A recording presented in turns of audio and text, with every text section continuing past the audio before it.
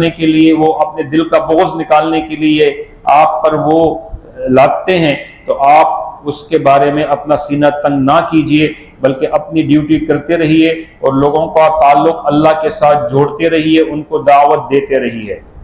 وَذِكْرَى لِلْمُؤْمِنِينَ، اور اس کتاب کی ایک خصوصیت یہ ہے کہ جو اس پر ایمان لاتے ہیں، اس کی طرف رجوع کرتے ہیں، اس پر توجہ دیتے ہیں، یہ ان کے لیے نصیحت ہے۔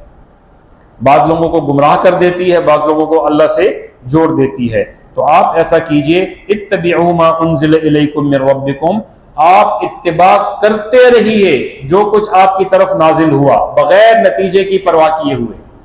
آپ کے ذمہ جو ذمہ داری ہے کہ اس کی بات ماننا، اس کے احکامات کو ماننا، اس کی نصیحتوں کو ماننا، اس کے نصائح پر عمل کرنا، اس کو دوسروں تک پہنچانا، اپنی ڈیوٹیوں میں لگے رہیے۔ وَلَا تَتَّبِعُوا مِن دُونِهِ أَوْلِيَاءَ، اور اس اللہ کے سوا